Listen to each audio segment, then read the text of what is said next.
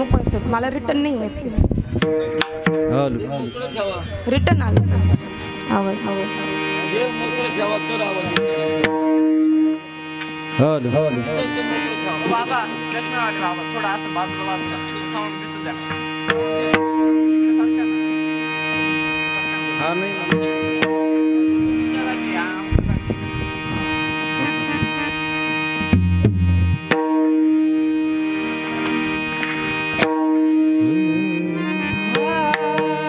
रूप पाहता लोचनी सुख झाले हो साजनी, सुख झाले हो साजनी, सुख झाले हो साजनी. रूप पाहता लोचनी सुख झाले हो साजनी, सुख झाले हो साजनी, सुख झाले हो साजनी. रूप पाहता लोचनी सुख झाले हो साजनी, सुख झाले हो साजनी, सुख झाले हो साजनी. रूप पाहता लोचनी सुख झाले हो साजनी, सुख झाले हो साजनी, सुख झाले हो साजनी. तो हा विठ्ठल बरवा, तो हा माधव बरवा, विठ्ठल बरवा तो हा माधव बरवा, विठ्ठल बरवा, तो हा माधव बरवा, तो विठ्ठल बरवा तो हा माधव बरवा, विठ्ठल बरवा, तो हा माधव बरवा, तो हा विठ्ठल बरवा, तो हा माधव बरवा. तो हा विठ्ठल बरवा तो हा माधव बरवा, तो हा माधव बरवा. भक्त सुताची जोडी म्हणून विठ्ठली आवडी, म्हणून विठ्ठली आवडी, म्हणून विठ्ठली आवडी. भक्त सुकृताची जोडी म्हणून विठ्ठली आवडी, म्हणून विठ्ठली आवडी, म्हणून विठ्ठली आवडी. तो हा विठ्ठल बरवा, तो हा माधव बरवा, तो विठ्ठल बरवा, तो माधव बरवा, विठ्ठल बरवा, तो हा माधव बरवा, तो विठ्ठल बरवा, तो माधव बरवा. विठ्ठल बरवा, तो हा माधव बरवा, तो हा विठ्ठल बरवा, तो हा माधव बरवा. तो विठ्ठल बरवा, तो माधव बरवा, तो माधव बरवा. सर्व सुखाचे आधार, ओ सर्व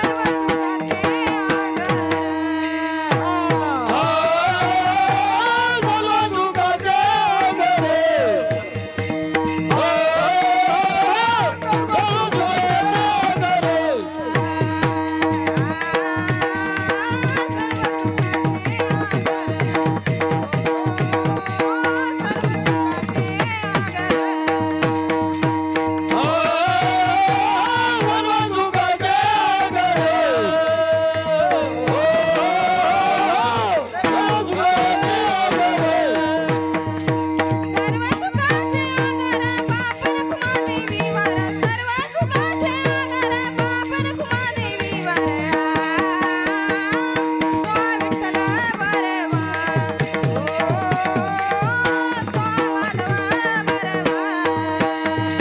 सर्व सुखाचे आगर बाप रखमा देवीवर, सर्व सुखाचे आगर बाप रखमा देवीवर.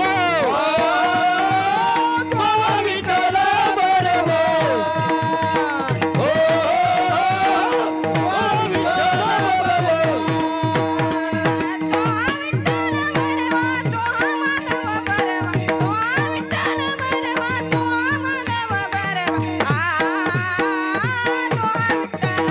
विठ्ठल बरवा.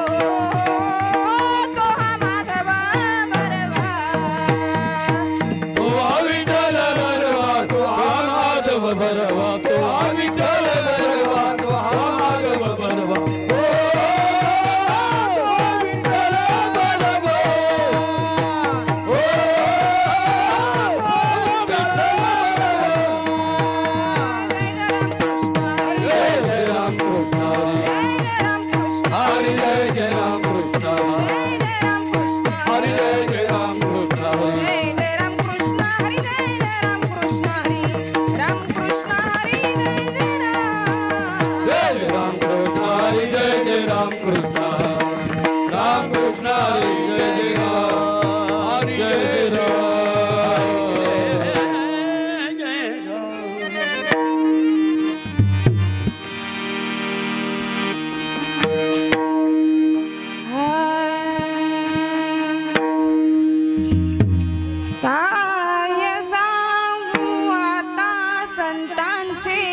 उपकार काय सांगू आता संतांचे उपकार काय सांगू आता संतांचे उपकार काय सांगू आता संतांचे उपकार मज निरंतर जागविते मज निरंतर जागविती मज निरंतर जागविती काय द्यावे त्यांचे भावे उतराई काय द्यावे त्याची व्हावी उतराई काय द्यावे त्यांचे भावे उतराई काय द्यावे त्याची व्हावी उतराई हे विका पायी जीवा थोडा हे वितो पायी जीव थोडा सहज बोलणे हित उपदेश सहज बोलणे हित उपदेश सहज बोलणे हित उपदेश सहज बोलणे हित उपदेश करुणी सायास शिकाविते गरुडे छायाच शिकविती गरुडे छायाच शिकविती काय द्यावे त्यांचे भावे उतराई काय द्यावे त्याची व्हावी उतराई काय द्यावे त्यांचे भावे उतराई काय द्यावे त्याची व्हावी उतराई हे विका पायी जीवा थोडा हे वितो पायी जीव थोडा कामने वत्स धेनुवेचे चित्ती कामाने वत्स देनो एक चित्ती कामने धेनु वत्सवीचे चित्ती तो कामाने वत्स देनो एक चित्ती कैसे आम्हा येती सांभाळीत कैसे माझ येते सांभाळी कैसे माझ येते सांभाळी काय द्यावे त्यांचे भावे उतराई काय द्यावे त्याची व्हावी उतराई काय द्यावे त्यांचे भावे उतराई काय द्यावे त्याची व्हावी उतराई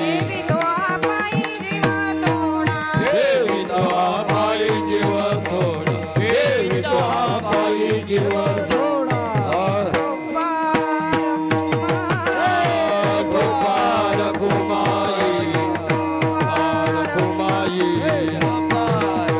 जय जय गोपाल कुमारी जय जय गोपाल कुमार जय जय गोपाल कुमारी जय जय गोपाल कुमारी जय जय गोपाल कुमार जय जय गोपाल कुमारी जय जय गोपाल कुमारी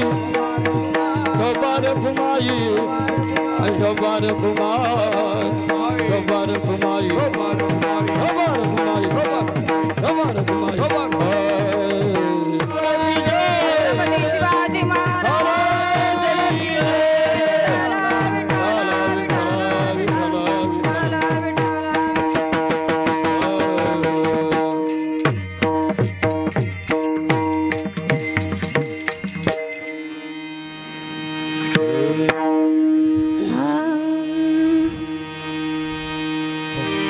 काय सांगू आता संतांचे उपकार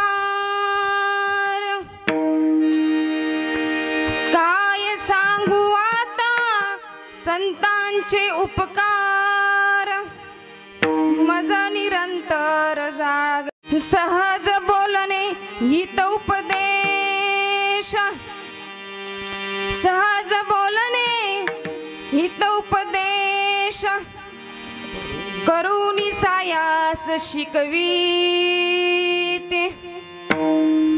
काय द्यावे त्यांचे व्हावे उतराई ठेविता हा पायी जीव थोडा तुका मने वत्स देनु वेचे चित्ती तुका मने वत्स देनु वेचे चित्ती तैसे आम्हा येती सांभाळीत काय द्यावे त्यांची व्हावे उतराई ठेविता हा पायी जीव थोडा विठ्ठल विठ्ठल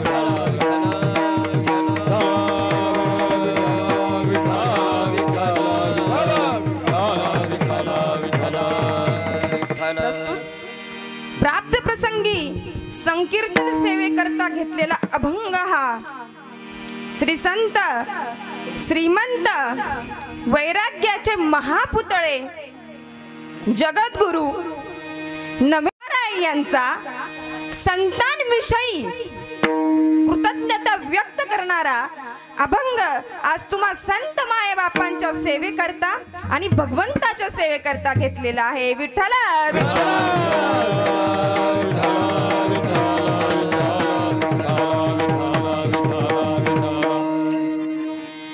या अभंगातून जगद्गुरु तुकोबाराय म्हणतात का काय सांगावे संतांचे उपकार. काय मी तुम्हाला संतांचे उपकार सांगू का जे संत मला जागवतात, ते जागवतात म्हणून त्यांच्या उपकाराची फेड म्हणून मी त्यांना काय देऊ. मी माझा पाय जरी माझा जीव जरी त्यांच्या पायावर ठेवला तरी तो कमीच आहे. तिसऱ्या चरणामध्ये सांगतात का ते संत मला सहज माझ्या हिताचा उपदेश करतात आणि वेळेप्रसंगी माझ्यासाठी कष्टही घेतात, श्रमही घेतात. आणि शेवटच्या चरणामध्ये जगद्गुरु तुकोबाराय सांगतात का ज्याप्रमाणे गायीचे आपल्या वासरावर ममत्व जडलेले असते, आपल्या वासरावर जसं प्रेम असतं, त्या प्रेमापोटी त्या ममत्वपोटी ती त्या वासराचा सांभाळ करते, त्याचप्रमाणे जगद्गुरु तुकोबाराय म्हणतात का संतांवर माझा ममत्व आहे आणि ते मला त्याप्रमाणे सांभाळतात. विठ्ठल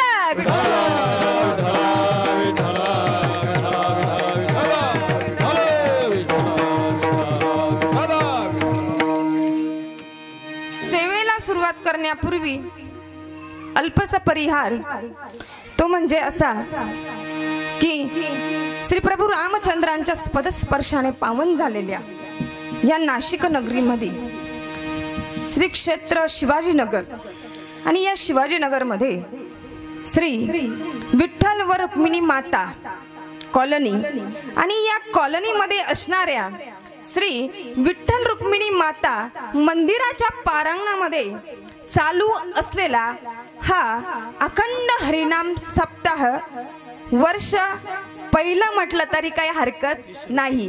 2 वर्ष नामयज्ञ सोहळा झाला आणि 7 दिवसाचा जो असतो तो अखंड हरिनाम सप्ताह म्हणजे तिसऱ्या वर्षाची जी सेवा आहे ती आपल्या शिवाजीनगरचे माननीय नगरसेवक हरिभक्त परायण दिनकर अण्णा पाटील यांच्या अनमोल सहकार्याने तसेच ज्यांचं या सप्त्याला कुशल मार्गदर्शन आहे असे सर्वांना परिचित असणारे आमचे मामा हरिभक्त परायण कैलास महाराज घुगे यांच्या कुशल मार्गदर्शनाने आणि या विठ्ठल रुक्मिणी मंदिर या मंदिराचं जे मित्रमंडळ आहे हरिपाठ मित्रमंडळ, या हरिपाठ मित्रमंडळाच्या वतीने तसेच हरिभक्त परायण गायकर भाऊ यांच्या वतीने ही सेवा माझ्या वाट्याला आलेली आहे. तसेच आज या ठिकाणी अनेक गायक वृंद आहे उपस्थित आहे. त्याच्यामध्ये आमचे हरिभक्त परायण के बाबाही आलेले आहेत, त्यांचे मनपूर्वक आभार. इकडे शिंदे मावशी आहे, राधाताई आहे, खेताडे मावशी पण आहे, सारिका ताई पण आहे. इकडे आमचे बिन्नर दादा आहे, थोरात मामा आहे. सर्व पंचक्रोशीतील भजनी मंडळ, सर्व महंत सहंत यांचे मनपूर्वक आभार मानते आणि सेवेला सुरुवात करते. विठ्ठल विठ्ठल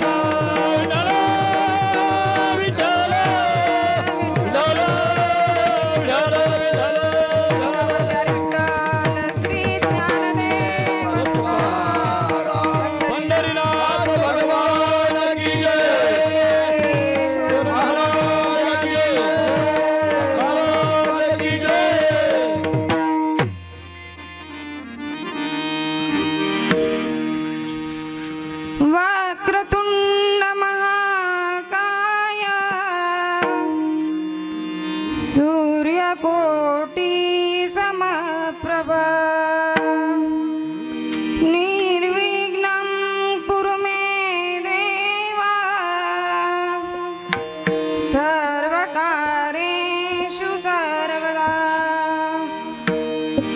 समचरण सरोजम सान्द्र नीलामुदावम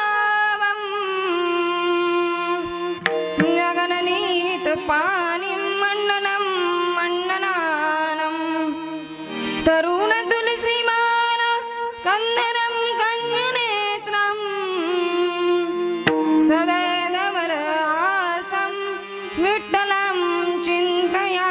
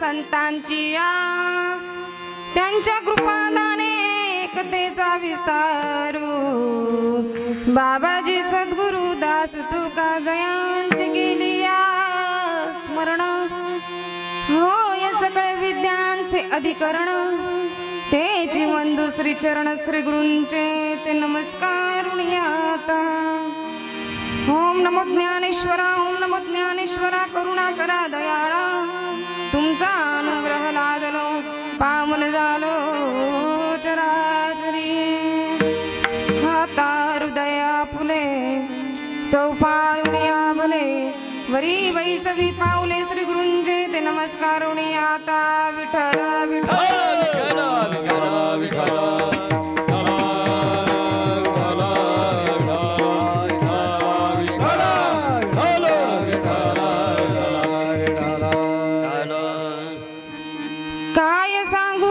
संतांचे उपकार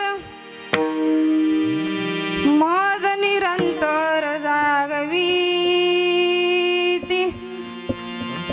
काय द्यावे त्यांसी वावे उतराई ठेवित हा पायी जीव थोडा या अभंगामध्ये जगद्गुरु तुकोबाराया संतांविषयी कृतज्ञता व्यक्त करतात। त्या संतांनी मला जागवलं, मला सांभाळलं, मला उठवलं म्हणून ते म्हणतात काय द्यावे त्यांसी वावे उतराई ठेवित हा पायी जीव थोडा विठ्ठल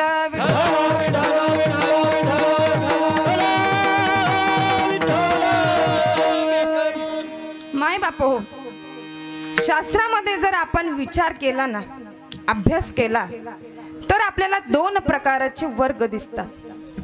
कोणते? एक वर्ग जो कृतज्ञांचा आहे आणि दुसरा वर्ग म्हणजे जो कृतज्ञांचा आहे.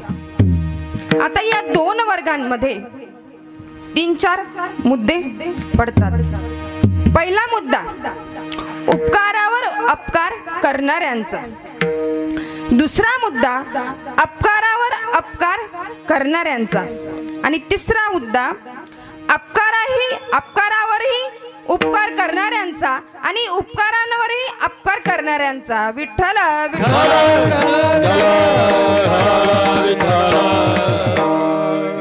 प्रथम आपण एका मुद्द्याचा आज या ठिकाणी विचार करणार आहोत. म्हणजे आपल्या लक्षात येईल. पहिला मुद्दा उपकारावर अपकार करणाऱ्यांचा. उदाहरण सांगते म्हणजे आपल्या लवकर लक्षात येईल. एक उंदीर होता आणि तो जंगलामध्ये फिरत होता. आता उंदराचं काय काम असतं तुम्हाला सर्वांना माहितीच आहे. बोलत चला, सर्वच आपण इथं बसलेलो आहे. मला असं वाटतं मीच इथे विठ्ठल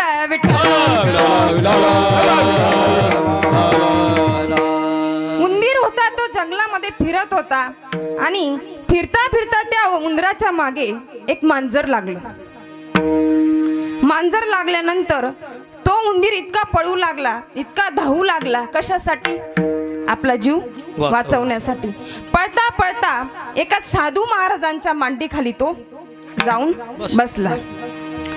आता जाऊन बसल्यानंतर तो मांडीखाली शांत बसणार आहे का? उंदीर असतो, चुळबुळ करू लागला.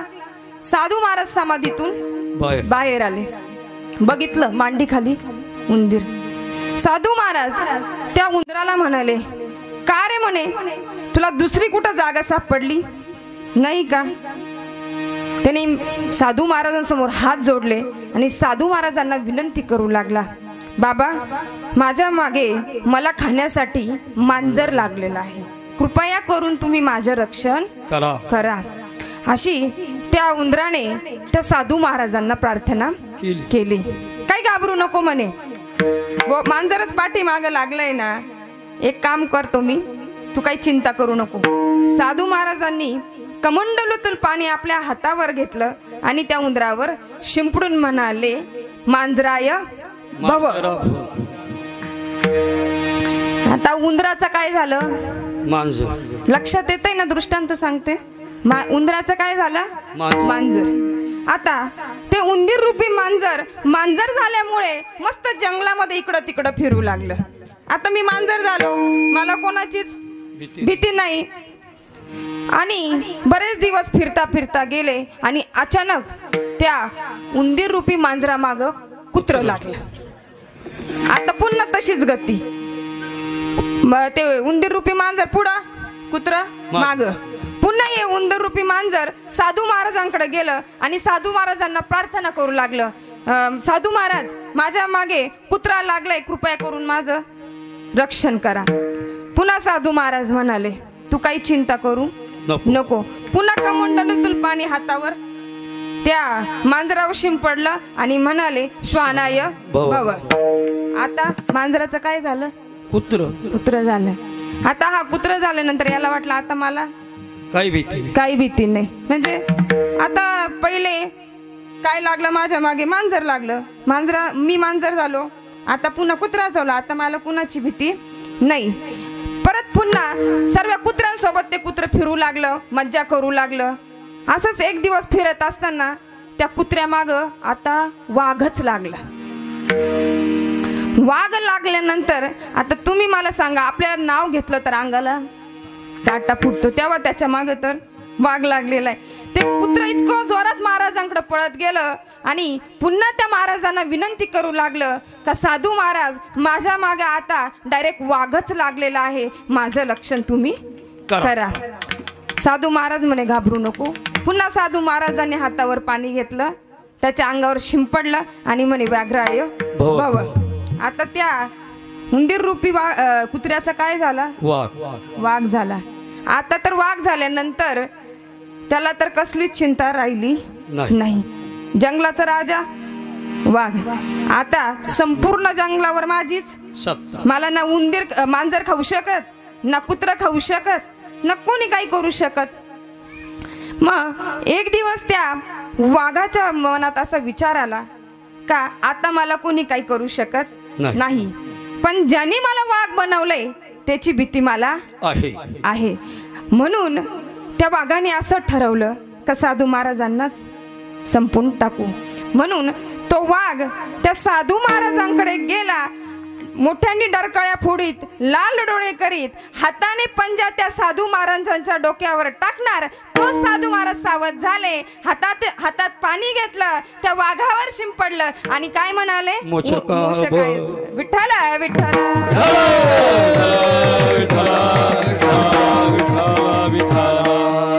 आता मला तुम्ही सांगा, साधू महाराजांनी त्या उंदराला मांजर बनवलं, कुत्रा बनवलं, वाघ बनवलं, हे कशासाठी?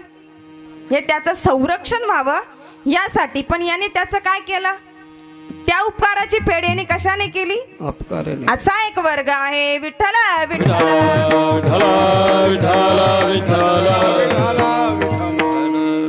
दुसरा दृष्टांत सांगायचा झाला तर आपल्याला सर्वांना परिचित असणारा दृष्टांत आहे.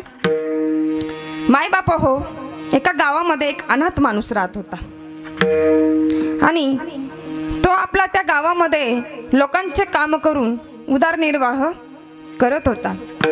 काय झालं, एक दिवस तो रस्त्याने जात होता आणि त्याला गाडीने ठोकलं. त्याच्यामध्ये त्याचा हातपाय मोडला. त्याचा हातपाय मोडल्यानंतर गावातले सर्व लोक जमा झाले, परंतु त्याला कोणी दवाखान्यात नाही ना. म्हणून गावाच्या पाटलाला बोलवण्यात आलं. आता पूर्वीची ती प्रथा होती, गावात जर कोणी वारलं तर पहिले कोणाला बोलावलं जायचं? पाटलाला बोलवलं, बरोबर ना. गावातील लोकांनी त्या पाटलाला बोलवलं आणि सांगितलं का असं असं झालंय. पाटलानेही तो प्रकार बघितला आणि त्या अनाथ माणसाला पाटलाने एका दवाखान्यामध्ये ॲडमिट केलं, त्याला बरं केलं आणि पुन्हा तो अनाथ माणूस गावामध्ये येऊन आपला उदरनिर्वाह करू लागला.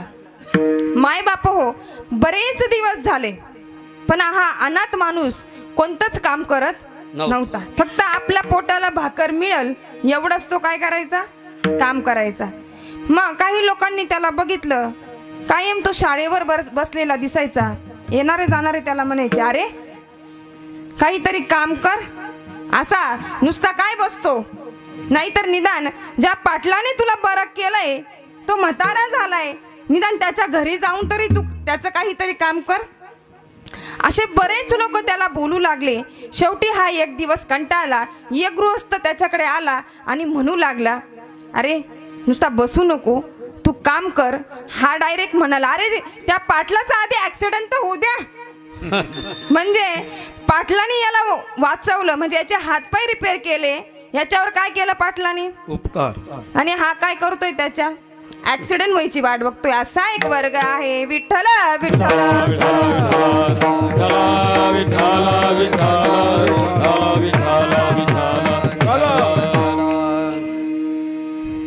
पुराणातील दृष्टांत सांगते. माय बाप हो, ज्यावेळी भगवंत अर्जुन भगवंताला म्हणू लागले का, देवा या कुरुक्षेत्रावर माझ्या विरोधात कोण कोण लढत आहे हे मला बघायचं आहे.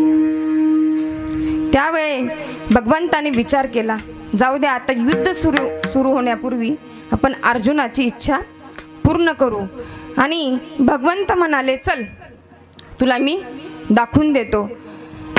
भगवंताने बरोबर युद्धभूमीच्या मध्यभागी आपला रथ आणला आणि बघ म्हणे अर्जुना, कोण कोण तुझ्या विरोधामध्ये युद्ध करण्यासाठी उभे आहे. त्यावेळी मायबाप हो, त्या ठिकाणी कृपाचार्य, द्रोणाचार्य, भीष्माचार्य आणि अनेक मोठमोठे योद्धे उभे होते. अर्जुनाने त्यांना बघितलं आणि अर्जुनाला प्रश्न पडला का ज्यांनी मला लहानचं मोठं केलं, अनेक शास्त्र अनेक विद्या याच्यामध्ये पारंगत केलं, आणि आज त्यांच्याशीच मी युद्ध करायचं? माऊलींची ओवी आहे, जे तिची या कृपा लाभिजे वरू, ते तिचे मने व्याभिचारू, तरी मी काय भस्मासुरू अर्जुन म्हणे. देवा, यांना मी मारायचं, यांच्या सोबत मी युद्ध करायचं, असा मी काय भस्मासूर आहे का?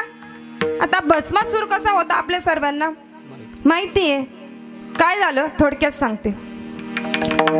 ज्यावेळेस भगवान शंकर नामचिंतनाला बसलेले होते, आणि नामचिंतनाला बसल्यानंतर त्यांच्या शरीरातून एक बालक तयार झाले.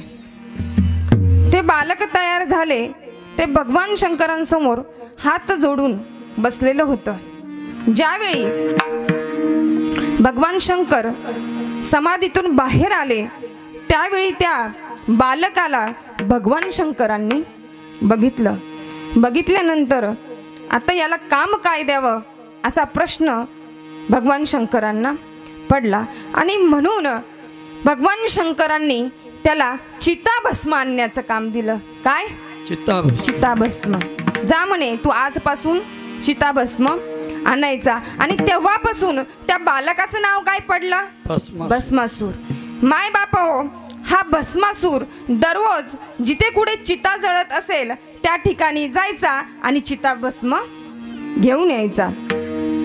असंच एक दिवस भस्मासूर चिताभस्म आणण्यासाठी निघाला, आणि निघाल्यानंतर वाटेत त्याला कोणाची भेट झाली? नारद महर्षींची. नारद महर्षींची भेट झाल्यानंतर नारद आता भस्मासुराला बघितलं आणि म्हणाले, का रे भस्मासूर, कुठे निघाला? काय नाही म्हणे, हेच आपलं दररोजचं काम, भगवान शंकरांना चिताभस्म आणून द्यायचं. असं आहे का म्हणे? ठीक आहे ठीक आहे. आता नारद म्हणजे तुम्हाला सर्वांना माहितीच आहे, सांगायची गरज नाही. बरं म्हणे ठीक आहे, चिताभस्म आणायचं काम करतो ना तू. कसं आणतो?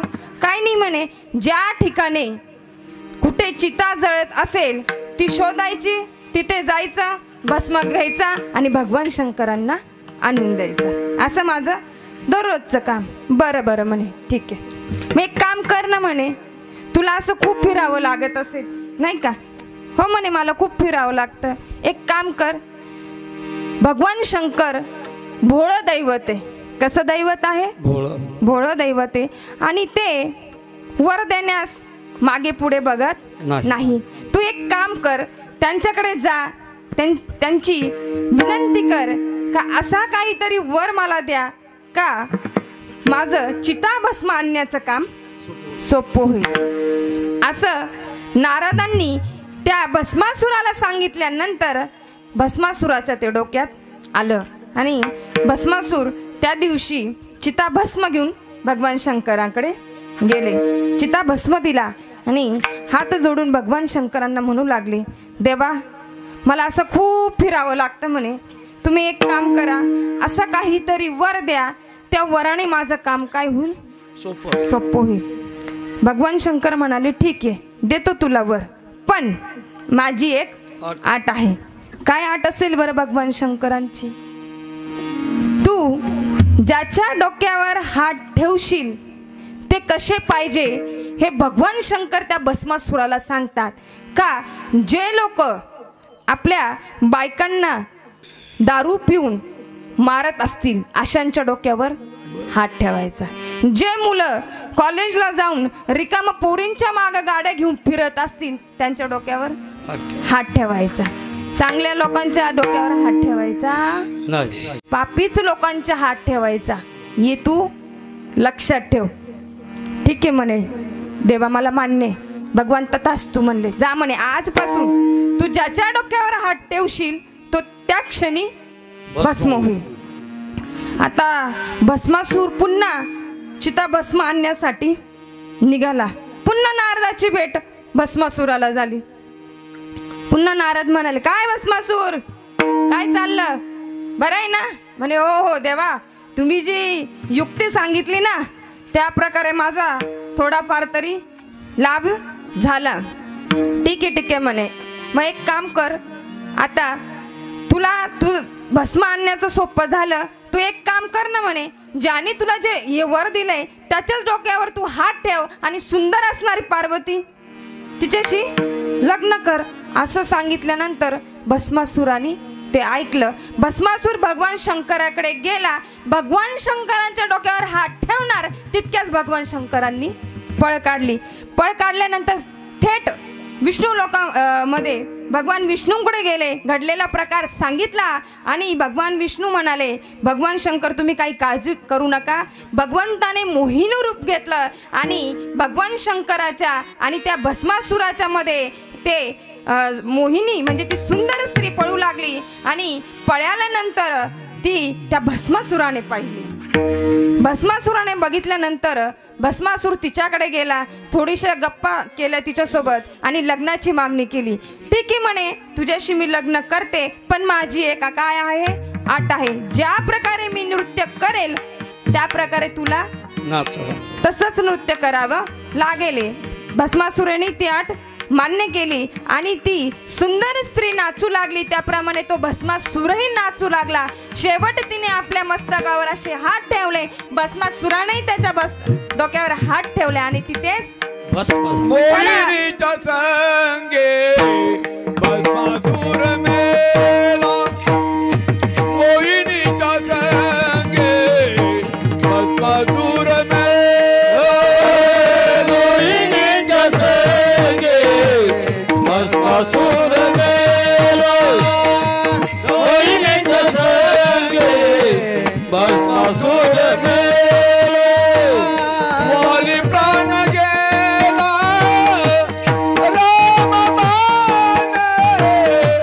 वाली प्राण गेला राम माने.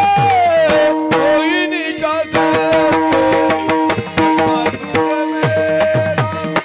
मोहिनीच्या संगे भस्मासूर मेला.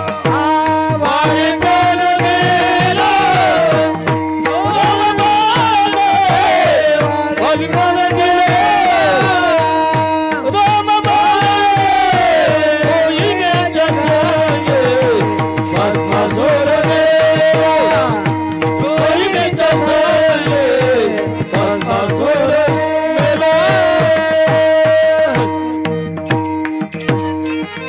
म्हणजे एक वर्ग असा आहे जे आपल्यावर उपकार करतात त्यांच्यावरच तो काय करतो, अपकार करतो. विठ्ठला मुद्दा काय सांगितला होता, अपकारांवर अपकार करणारा. व्यावहारिक दृष्टांत सांगते. समजा जाधव बाबांनी कैलास मामांकडनं 100 रुपये घेतले आणि ते दिलेच नाही. कैलास मामांनी काय केलं, जाधव बाबांकडून 1000 रुपये घेतले, ते दिलेच नाही. हा काय झाला, अपकारावर अपकारच झाला ना. विठ्ठला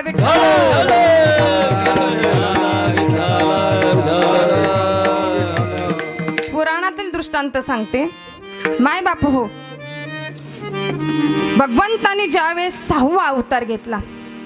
कोणता अवतार होता भगवंताचा 6वा? परशुराम. त्यावेळी परशुरामांचे आई वडील कोण होते? जमदग्नी ऋषी आणि रेणुका माता. माय बाप हो, या जमदग्नी ऋषींच्या आश्रमामध्ये त्या काळी सहस्त्रार्जुन नावाचा राजा होऊन गेला. तो त्या ठिकाणी आश्रमामध्ये आला. आल्यानंतर जमदग्नी ऋषींनी त्या सहस्त्रार्जुनाचे आतिथ्य केले, स्वागत केले आणि त्यांना जेवू घातले. बरं, राजालाच नाही जेवू घातलं, त्याच्या पूर्ण सैन्याला सुद्धा जेवू घातलं. कसं जेवू घातलं? त्यांच्याकडे जी कामधेनू गाय होती, म्हणजे सर्व इच्छा पूर्ण करणारी ती कामधेनू गाय होती, तिच्याकडे त्यांनी प्रार्थना केली आणि सर्वांना जेवण दिलं. हे त्या सहस्त्रार्जुनाने बघितलं आणि बघितल्यानंतर जमदग्नी ऋषींकडे त्या कामधेनू गायीची मागणी केली. पण जमदग्नी ऋषींनी साप त्याला नकार दिला. तेव्हा त्या सहस्त्रार्जुनाने त्या आश्रमातील सर्व साधूंना मारले, नवे नवे जमदग्नी ऋषींना सुद्धा मारलं. ज्यावेळी त्यांना मारलं त्यावेळी रेणुका मातेने परशुरामाचा धावा केला. परशुराम तेथे आले आणि घडलेला सर्व प्रकार बघितल्यानंतर माय बाप हो, परशुरामाने त्या सहस्त्र अर्जुनाला ठार केलं. ठारच नाही केलं तर 21 वेळा पृथ्वी निक्षत्रिय करून टाकली. विठ्ठल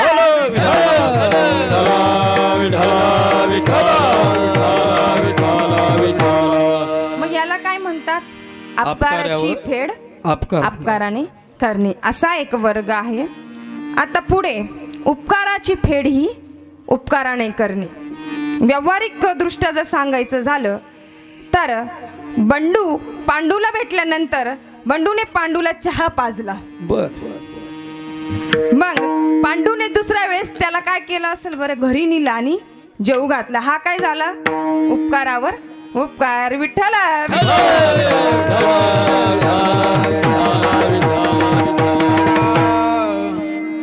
पुराणातील दृष्टांत सांगते. माय बाप हो, ज्यावेळी पंडू राजा स्वर्गात जात होते आणि स्वर्ग थोडासा राहिला. स्वर्ग थोडासा राहिल्यानंतर पंडू राजाशी नारदांची भेट झाली आणि पंडू राजाने नारदांना सांगितलं का नारद महर्षी, मला जाण्यासाठी स्वर्ग थोडा राहिलेला आहे. कृपया करून तुम्ही असं काहीतरी काम जेणेकरून पुण्याची प्राप्ती होईल असं पांडवांना करण्यास सांगा. अशी विनंती पंडू राजाने कोणाला केली? नारद महर्षींना. त्यावेळी नारद महर्षी पांडवांकडे आले आणि पांडवांना सांगितलं का तुम्ही राजसूय नावाचा यज्ञ करा. त्या यज्ञाच्या मार्फत जे पुण्य प्राप्त होईल ते पंडू राजाला स्वर्गामध्ये जाण्यासाठी उपयोगी पडेल. असं कोणी सांगितलं? नारदांनी पांडवांना सांगितलं. त्यावेळी पांडवांनी राजसूय नावाचा यज्ञ केला आणि सर्व गावाला जेवू घातले, म्हणजे पंगत दिली. आणि जेवू घातल्यानंतर ज्या जेवणाच्या पत्रवाळ्या होत्या त्या एका ठिकाणी नेऊन टाकल्या. माय बाप हो, त्या पत्रवाळ्यांवरील जे भाताचे शीत होते ते पोपटाच्या रूपामध्ये कोणी खाल्लं? शुकाचार्यांनी, शुकदेवांनी खाल्लं. शुक खाय एक शीत, शुक खाय एक शीत, शुक खाय एक शीत, शुक खाय एक शीत. घंटा वाजे स्वर्गात, घंटा वाजे स्वर्गात, घंटा वाजे स्वर्गात, घंटा वाजे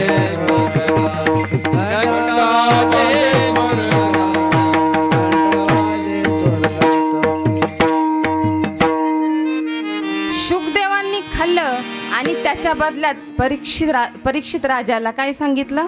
भागवत सांगितलं. आता त्याची कथा थोडी वेगळी आहे पण थोडक्यात सांगते. परीक्षित राजा हा पांडवांचा कोण? नातू आणि अभिमन्यूचा मुलगा. तर काय झालं, एक वेळी परीक्षित राजा हा जंगलामध्ये शिकारीसाठी गेला आणि शिकारीसाठी गेल्यानंतर बऱ्याच वेळ झाला, शिकारीला काहीच भेटलं नाही. परीक्षित राजाला तहान लागली आणि त्या पाण्याच्या शोधामध्ये परीक्षित राजा इकडे तिकडे फिरू लागला. त्याला समाधीस्थ एक साधू महाराज दिसले आणि दिसल्यानंतर त्या साधू महाराजांकडे परीक्षित राजा गेला आणि साधू महाराजांना विनंती केली, मला पाणी द्या. पण साधू महाराज समाधीस्थ अवस्थेत असल्यामुळे त्यांनी ते काही ऐकलं नाही. म्हणून जवळ पडलेला मेलेला सर्प परीक्षित राजाने त्या समाधीस्थ असणाऱ्या शमीक ऋषींच्या गळ्यामध्ये टाकला आणि निघून गेला. त्याच्यानंतर त्या ठिकाणी शमीक ऋषींचा मुलगा कोण? शृंगी ऋषी त्या ठिकाणी आले आणि तो मेलेला सर्प पित्याच्या गळ्यात बघितला. शृंगी ऋषीला राग आला आणि त्या क्षणी शृंगी ऋषींनी त्याला शाप दिला का ज्याने कोणी हा मेलेला सर्प माझ्या वडिलांच्या गळ्यामध्ये टाकलेला असेल त्याला तक्षक नावाचा सर्प दंश करेल आणि 7 दिवसात तो मरण पावेल असा शाप दिल्यानंतर शमीक ऋषी पटकन समाधीतून बाहेर आले आणि शृंगी ऋषींना म्हणू लागले, अरे शृंगी, तू ज्याला शाप दिलाय ना तो या जनतेचा राजा आहे. कोण आहे? राजा आहे.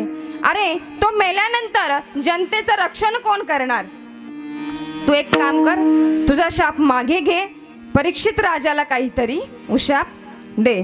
म्हणून त्या शृंगी ऋषींनी काय उशाप दिला का परीक्षित राजाने 7 दिवसात भागवत कथा श्रवण केली तर त्याचा काय होईल? उद्धार होईल. विठ्ठल विठ्ठल.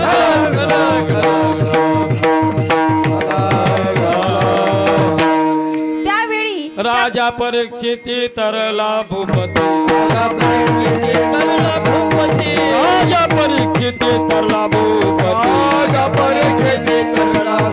7 दिवस मुक्ती झाली रया.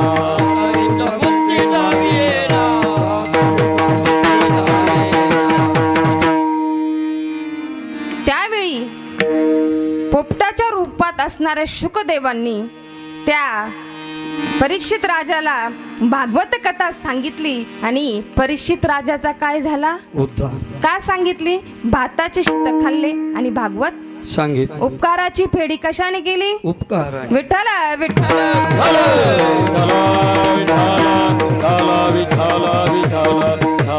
असे अनेकांचे आपल्यावर उपकार आहेत. नैसर्गिक दृष्ट्या, वैज्ञानिक दृष्ट्या जर विचार करायला गेलं ना तर असे अनेकांचे आपल्यावर उपकार आहेत. पृथ्वीचे आपल्यावर उपकार आहेत, ढगाचे आपल्यावर उपकार आहेत, झाडाचे आपल्यावर उपकार आहेत, नदीचे आपल्यावर उपकार आहेत, सूर्याचे आपल्यावर उपकार आहेत, चंद्राचे आपल्यावर उपकार आहेत. म्हणजे सर्व पृथ्वीवर असणारे जेवढे काही वस्तू आहे त्यांचे आपल्यावर काय आहेत? उपकार. विठ्ठल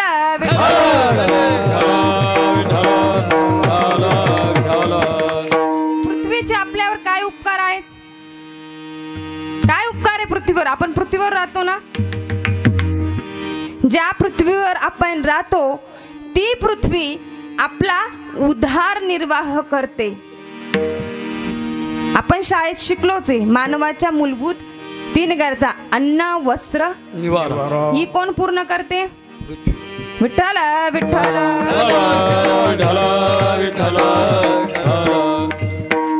पुढे ढगाचे आपल्यावर काय उपकार आहेत? ढगापासून आपल्याला काय मिळतं? पाऊस. बरं, तो पाऊस पडण्यासाठी काय प्रक्रिया करतं ढग? समुद्रातील खाऱ्या पाण्याचं उष्णतेच्या मार्फत वाफ तयार करतं. वाफ तयार केल्यानंतर ती ढगात जाते. कशाच्या मार्फत? उष्णतेच्या मार्फत. आणि ढगात गेल्यानंतर त्या वाफेचं बाष्प तयार होतं. त्या बाष्पाला जेव्हा थंड हवा लागते तेव्हा त्याचं काय? पाऊस पडतो. विठ्ठल विठ्ठल.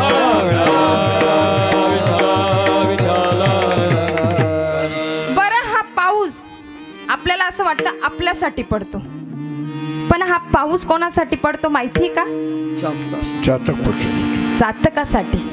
माऊलींची ओवी, मेघाची परवडी जगाची चातकाची तहान केवडी तो वर्षाव करी. आपल्यासाठी तर पाऊस पडतोच, पण चातक पक्षासाठी माऊली म्हणता पाऊस पडतो. हे काय मी माझ्या मनाने सांगत नाही. प्रत्येक ठिकाणी माऊलींनी ढगाबद्दल, चंद्राबद्दल, प्रत्येक जी पृथ्वीवर वस्तू आहे त्याचा उल्लेख माऊलीने ज्ञानेश्वरी मध्ये केलेला आहे. विठ्ठल विठ्ठल.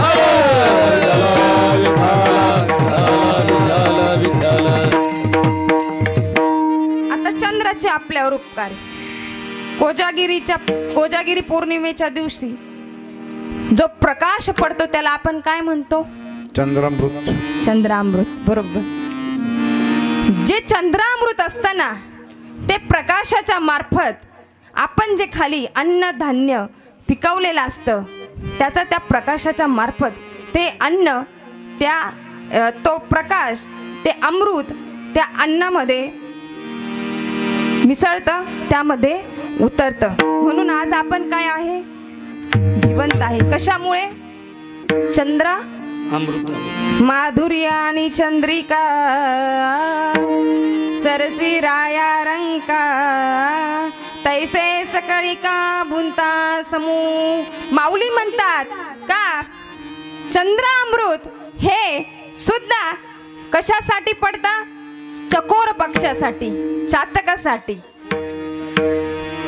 हा महाराजांचं प्रमाण आहे. तर आपल्याला हे माहिती पाहिजे. माऊलीने इतक्या सुंदर सुंदर ओव्या ज्ञानेश्वरीमध्ये लिहून ठेवलेलं आहे. पण आपल्याला सुद्धा महाराजांनी अनेक अभंगामध्ये काय या शब्दाचा वापर? विठ्ठल विठ्ठल.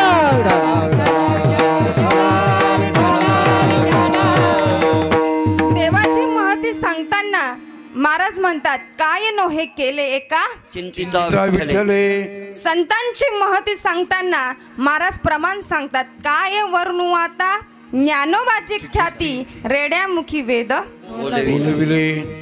आणि तुमच्या आमच्या बद्दल सांगताना म्हणतात काय माय होती गेली भूतापाशी हरिने मुखासी हरे मुडा. अरे मुडा. कायम नपुंसका पद्मिनीचे सोहळे वांदेशी डोहाळे कैसे होते. म्हणजे काय या शब्दाचा वापर अभंगातही करता येतो. तसेच व्यावहारिक दृष्ट्या जर सांगायचं झालं तर ज्यावेळी नवरीकडचे नातेवाईक नवरदेव मुलाच्या घरी नवरदेवाला बघण्यासाठी जातात. नवरदेवाला बघतात आणि त्याच्यानंतर शेजारी पाजारी विचारपूस करतात. विचारपूस केल्यानंतर शेजारचे पाजारचे लोक सांगतात काय त्यांचं पाहणं. काय पाहणं म्हणजे तिथे सर्व आलं. विठ्ठल विठ्ठल.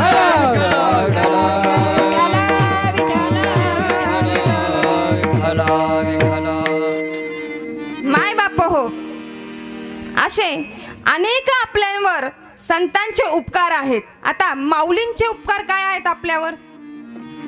योग्यांना समजण्यासाठी कोणता ग्रंथ आहे? चांगदेव. साधकांना अनुभव घेण्यासाठी कोणता ग्रंथ आहे? तुम्हाला आम्हाला उपदेश करणारा, तुमच्या आमचा जीवनाचा उद्धार करण्यासाठी जीवन कसं जगावं हे सांगणारी श्री ग्रंथराज ज्ञानेश्वरी माऊलीने आपल्या ज्ञानेश्वरी ज्ञानेश्वरी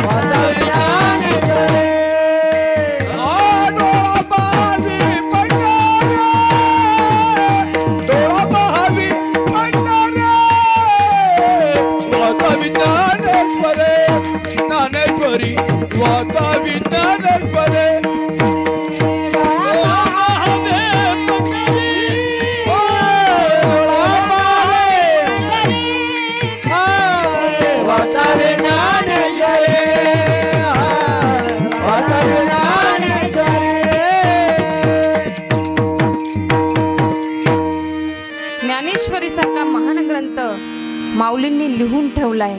पुढे नाथ महाराजांचे आपल्यावर काय उपकार आहेत तर सर्व रामायणांचा अभ्यास करून आपल्याला समजेल अशा भाषेत रामायण ग्रंथाची निर्मिती केली.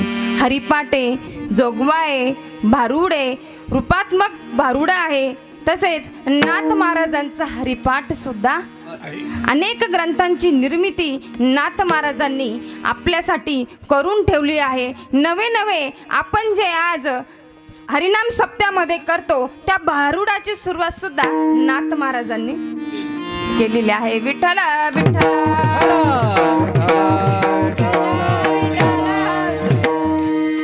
नामदेव महाराजांचे आपल्यावर काय उपकार आहेत? शतकोटी अभंग रचण्याची नामदेव महाराजांनी प्रतिज्ञा केली, शपथ घेतली आणि पुढे तीच कोणाच्या हातून पूर्ण केली? तुकोबारायांच्या हातातून पूर्ण केली. आणि नवे नवे आज तुमच्या समोर जी कीर्तन रूपी सेवा मी करत आहे त्याची सुरुवात सुद्धा कोणी केली? नामदेव महाराज. नामदेव महाराजांनीच केली. असे अनेक उपकार आपल्यावर संतांचे आहेत. विठ्ठल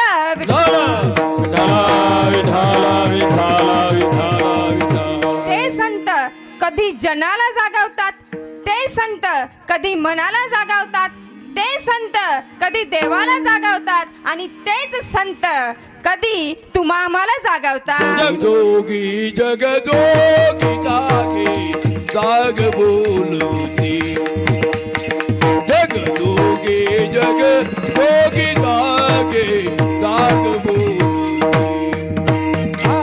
जगजोगी जगजोगी जागे जाग बोलती, जगजोगी जगजोगी जाग जाग बोलती.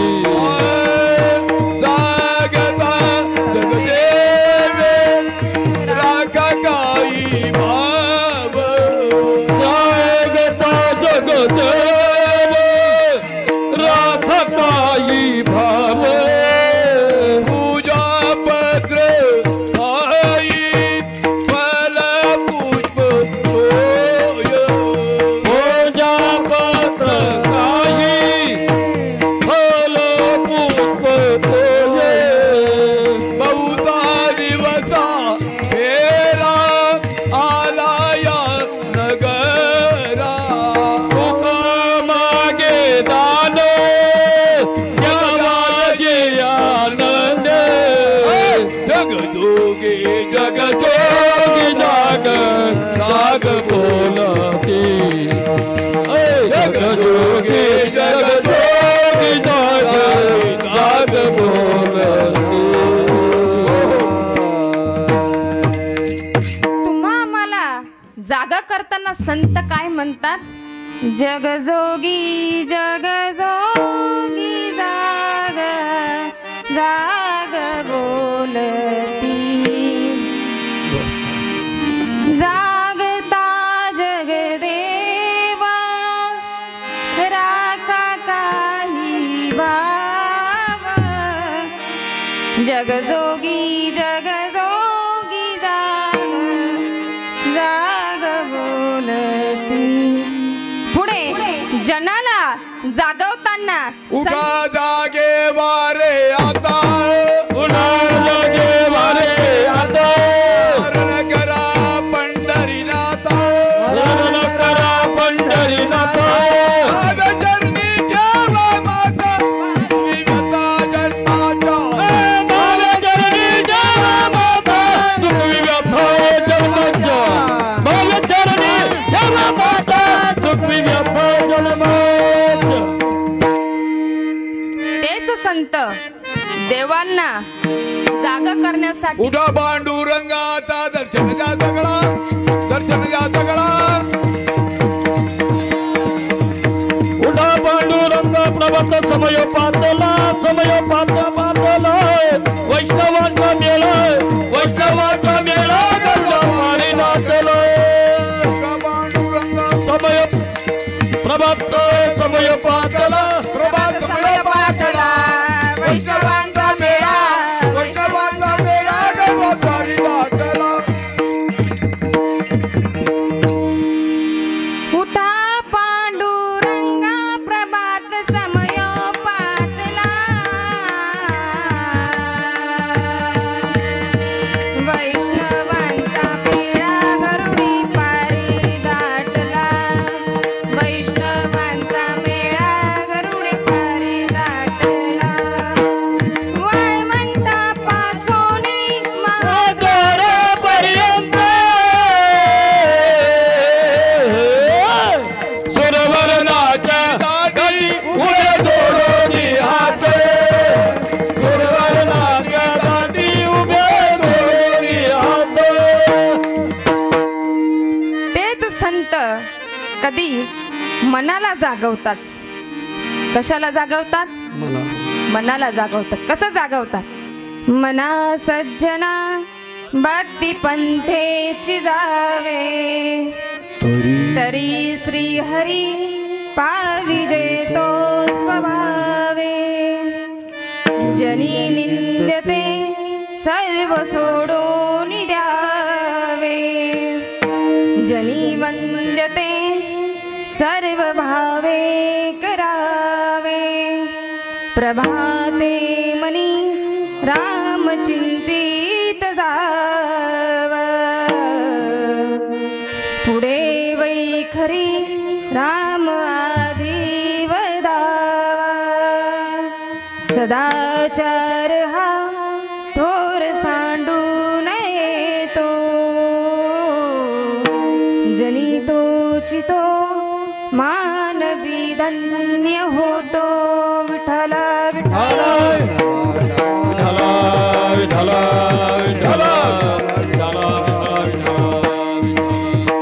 मग काही साधक मंडळी तुकोबरायांना म्हणू लागले, का हो तुकोबराय, तुम्ही आम्हाला सांगतात का संत जनाला जाग करतात, संत देवाला जाग करतात, संत मनाला जाग करतात, पण मला एक प्रश्न पडलेला आहे का मनाला संत जाग करतात ना, तर मनाला चिंता सुद्धा जागी करते, मच्छर सुद्धा जागा ठेवतात, घरातली ढेकणं सुद्धा. तुकोबाराय म्हणतात संत हे सुषुप्तीत जाग करत नाहीत, ते कशामध्ये जागृत आहेत, जागृतीमध्ये ते आपल्याला जाग करतात. कसं करतात? अल्प आयुष्य मानव देह, अल्प आयुष्य मानव देह, शत गणिले ते अर्धरात्र खाय, शत गणिले ते अर्धरात्र खाय, मध्ये बालत्व पीडा रोग क्षय, मध्ये बालत्व पीडा रोग क्षय, काय भजनाची उरले ते पाय गो, राम राम स्मरा आधी, काय भजनाची उरले ते राय, राम राम अल्प आयुष्य मानव देह, शत गणिले ते अर्धरात्र खाय, मध्ये बालत्व पीडा रोग क्षय, काय भजनाची उरले ते पाय गो, अल्प आयुष्य मानव देह, शत गणिले ते अर्धरात्र खाय, मध्ये बालत्व पीडा रोग क्षय, काय भजनाची उरले पाय गो. अल्प आयुष्य मानव देह, शत गणिले त्यात रात्र काय, मध्ये बालत्व पीडा रोग क्षय, काय भजनासी उरले ते पाहेगा.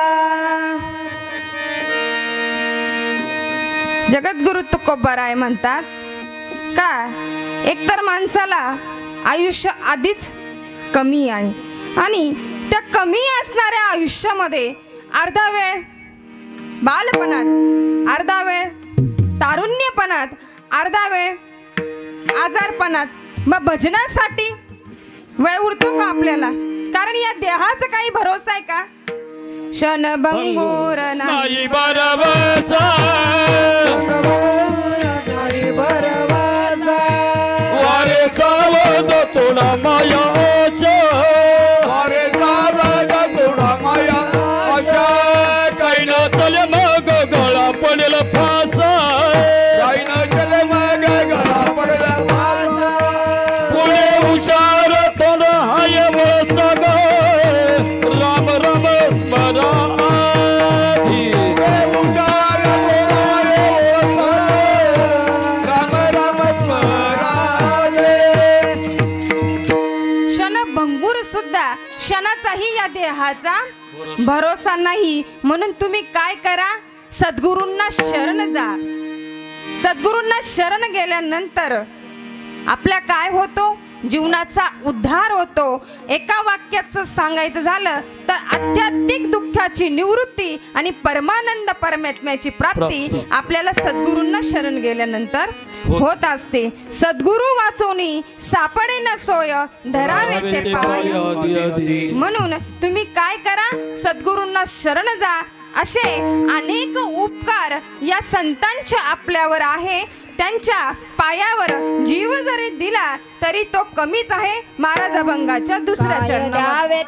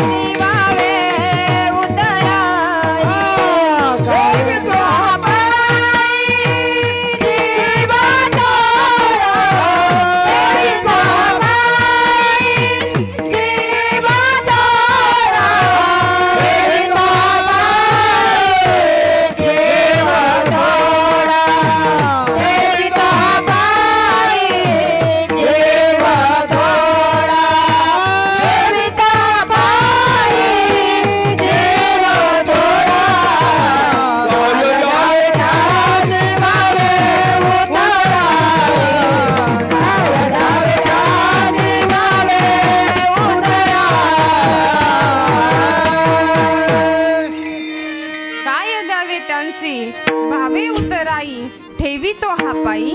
जीव तोडा. जगद्गुरु तुकोबाराय म्हणतात, काय त्यांना द्यावं का त्यांच्या उपकाराची फेड आपल्याला करता येईल.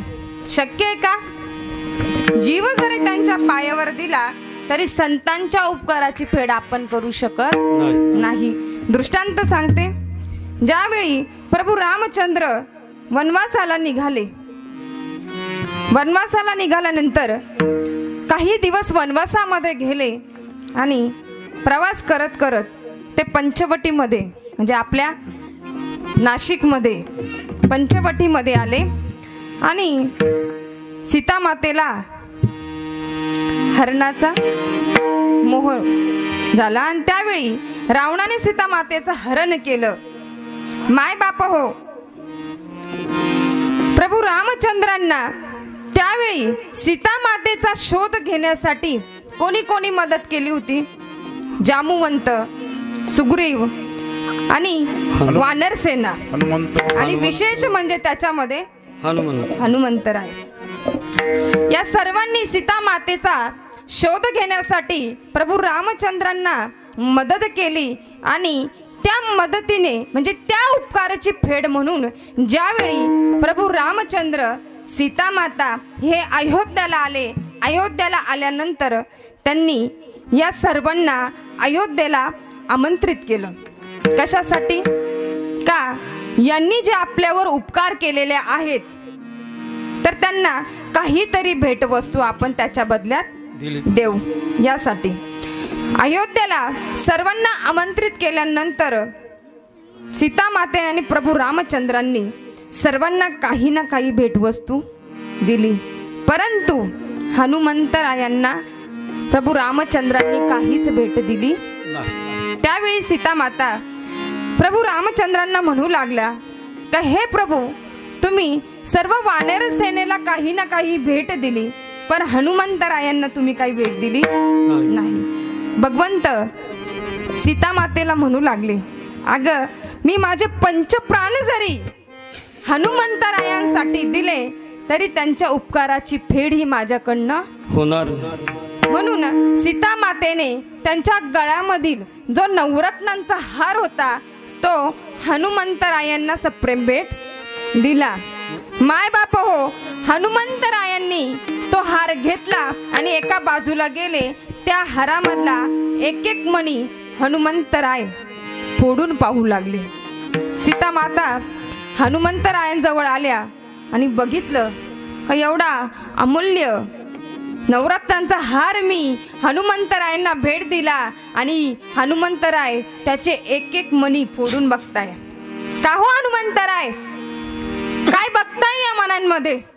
सीता हार तुला नवरत्नांचं जानकीनं घातलं, पहिल्याच फोडून मोठी राम कुठे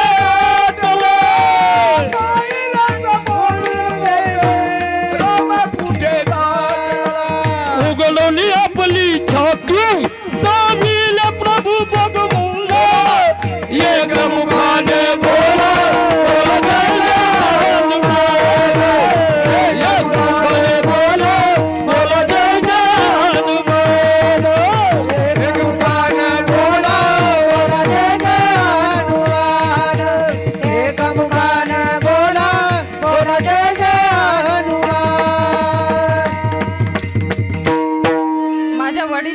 जन्माच्या अगोदरचं हे गाणं. अंजनीच्या सुता तुला रामाचा वरदान, एक मुखाने बोला बोला जय जय हनुमान, एक मुखाने बोला बोला जय जय हनुमान.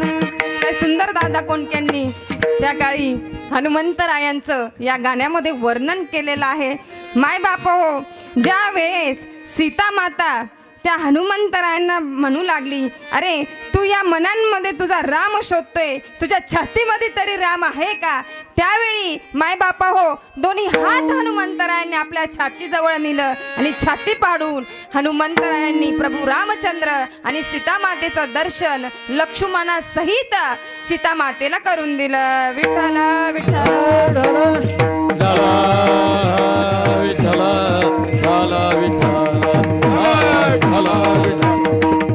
अशा संतांचे आपल्यावर उपकार आहेत. त्यांच्या पायावर जीव जरी दिला तरी त्यांचे उपकार फिटू शकत नाहीत. असे संत त्यांच्या सहज बोलण्यातून आपल्याला आपल्या हिताचा उपदेश करत असतात, आपल्यासाठी श्रम घेत असतात.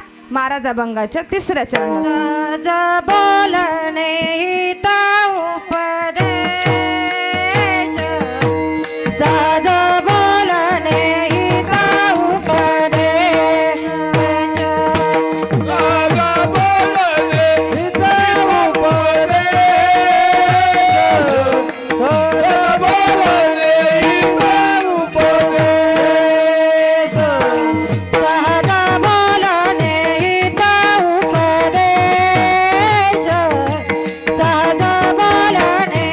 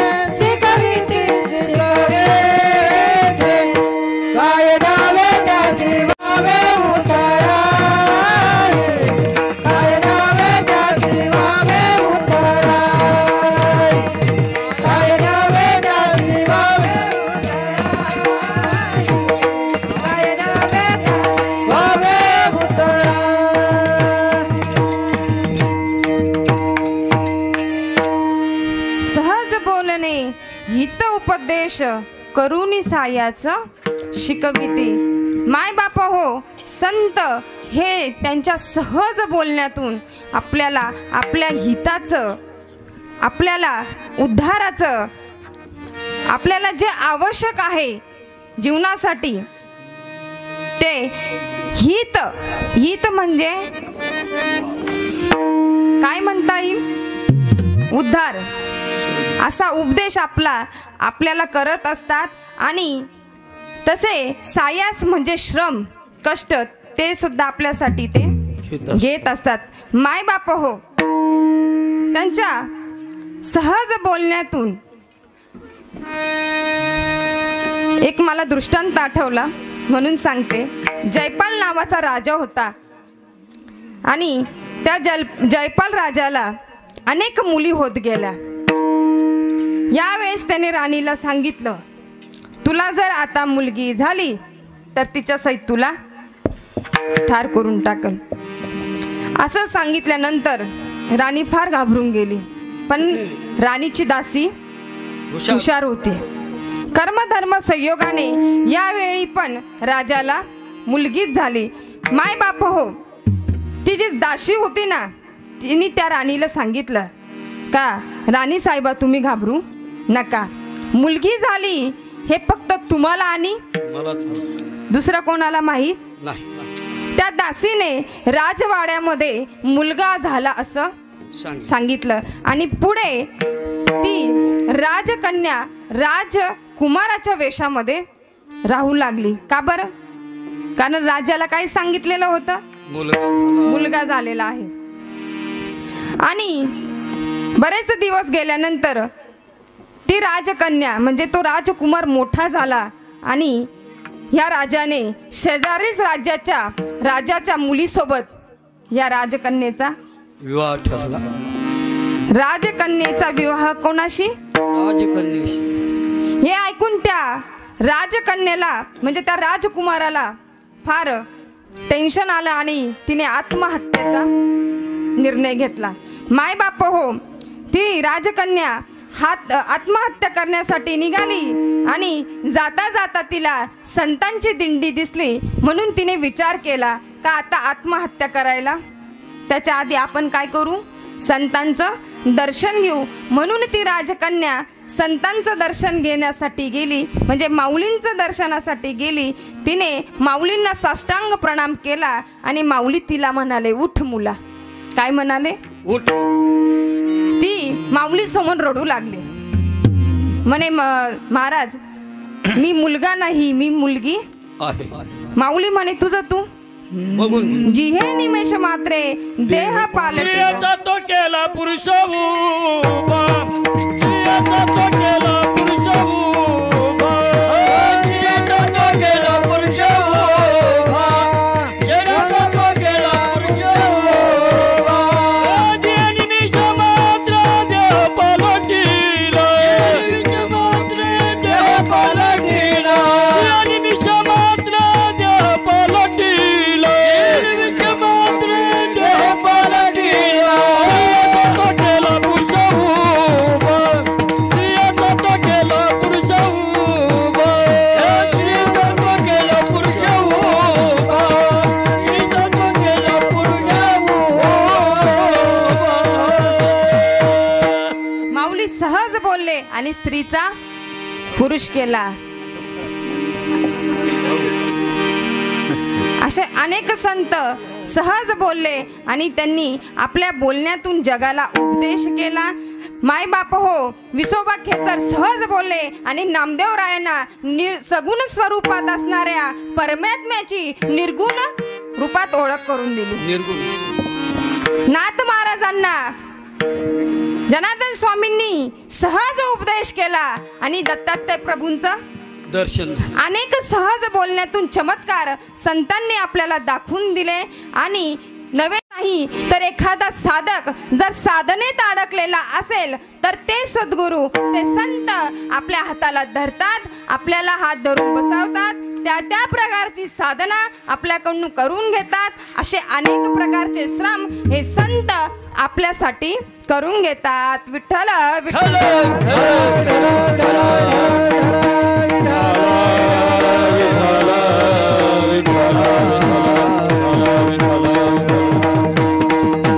असे अनेक उपकार असणारे संत कशाप्रमाणे सांभाळतात तर महाराज अभंगाच्या तुका मने बाथा धेनु गे गचिती तुका मने बाथा धेनु गे गचिती तुका मने बाथा धेनु गे गचिती तुका मने बाथा धेनु गे गचिती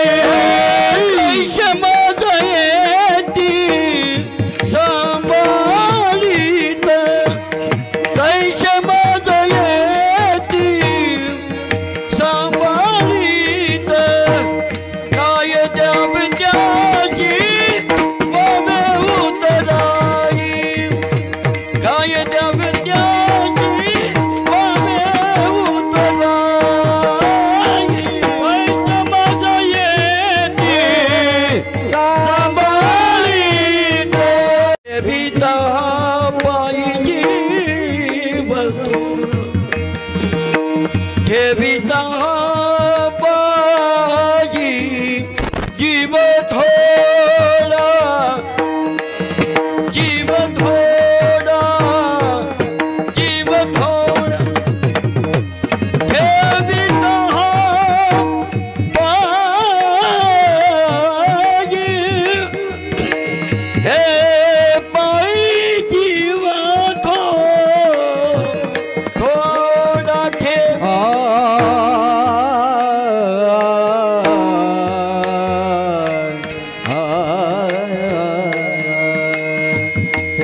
तो पाई जेव्हा थोडा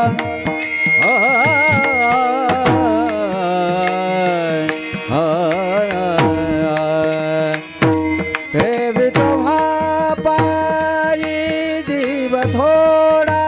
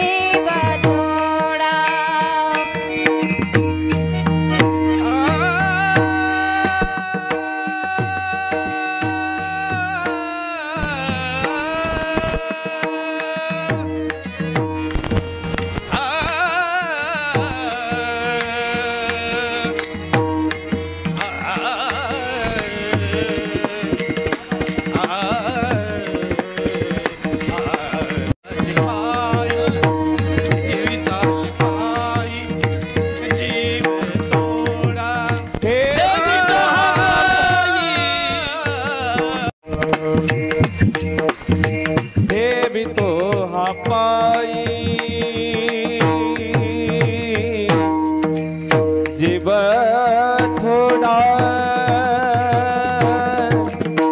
जीव थोडा ठेवितो हा पायी जीव थोडा ठेवितो हा पायी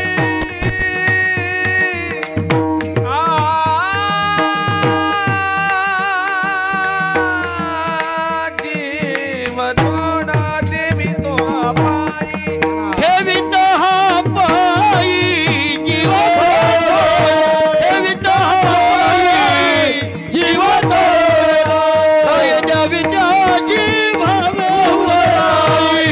काय द्यावीचा जीव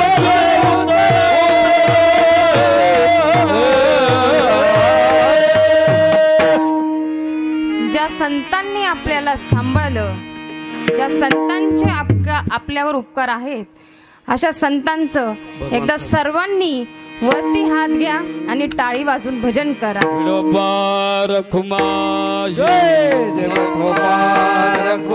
एखाद्या गायीचे आपल्या वासरावर ममत्व जडलेले असते, प्रेम दडलेले असते, त्याप्रमाणे ती त्या वासराचा सांभाळ करत असते. या शेवटच्या चरणामध्ये जगद्गुरु तुकोबाराय गायीचा आणि वासराचा दृष्टांत देतात. आता तुम्ही म्हणाल का आईचं सुद्धा आपल्या लेकरावर फार प्रेम आहे. मग या ठिकाणी जगद्गुरु तुकोबारायांनी आईचा आणि मुलाचा दृष्टांत का दिला नाही? स्वतः तुकोबारायच म्हणतात, लेकुराचे हित वाहे माऊलीचे चित्त, ऐसी कळवळ्याची जाती करी लाभावी न प्रीती पोटी बार वाहे त्याचे सर्वस्वी. अशा आईचे आपल्या मुलावर अनंत उपकार असताना या ठिकाणी जगद्गुरु तुकोबारायांनी गायीचा व वासराचा दृष्टांत का दिला? शंका आहे. आता आज या ठिकाणी माझ्यासमोर मोठमोठे शेतकरी बसलेले आहे. आमचे भागूजी बाबा तिकडे बसलेले आहे. त्यांना मी विचारते का पूर्वी ज्या ठिकाणी शेतकरी राहत असत, गाईचा गोठा कुठे राहायचा बाबा? घराच्या पाठीमाग शेजारी, पाठीमाग किंवा शेजारी राहायचं नाही का? तर काय झालं माय बाप हो, एका शेतकऱ्याच्या घराला आग लागली. आग लागल्यानंतर त्या घरामध्ये झोळीमध्ये लहान बालक झोपलेलं होतं आणि भयानक आग लागली. हे त्या शेतकरी बाईनेही पाहिलं आणि त्या गाईनेही पाहिलं. शेतात बाई कामाला गेलेली होती. आता मला तुम्ही एक सांगा, तुम्हाला प्रश्न करते या ठिकाणी, घराला आग लागली हे त्या शेतातल्या बाईनेही पाहिलं आणि आईने पाहिलं, गाईनेही पाहिलं आणि आईनेही पाहिलं.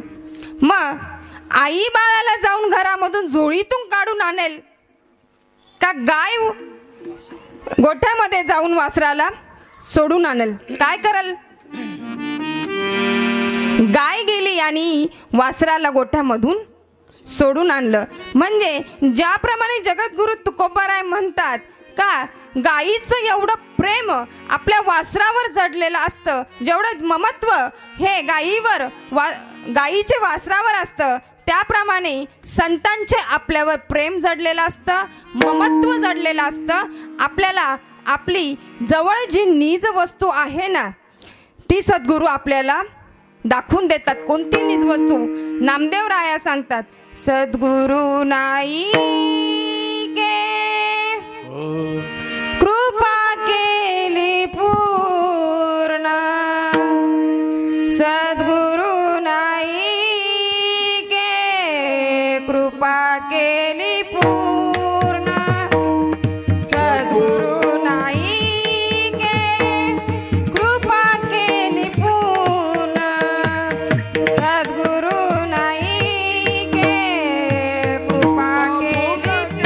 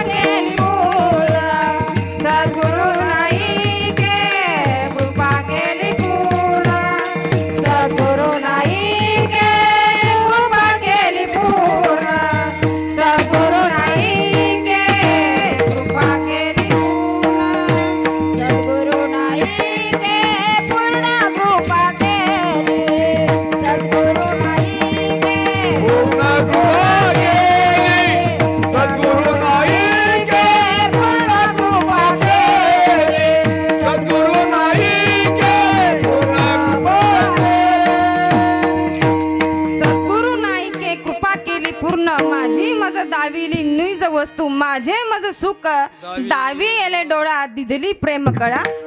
ज्ञानमुद्रा नामदेवराय म्हणतात का त्या सद्गुरूंनी माझ्याजवळ जी निज वस्तू होती आणि आपल्या सर्वांजवळ सुद्धा ती आहे, ते सद्गुरू आपल्याला ती निज वस्तू दाखवून देतात, आपल्या जीवनाचा उद्धार करतात. अशा संतांचं मोठ्याने एकदा भजन करा. ज्ञानेश्वर माऊली ज्ञानराज माऊली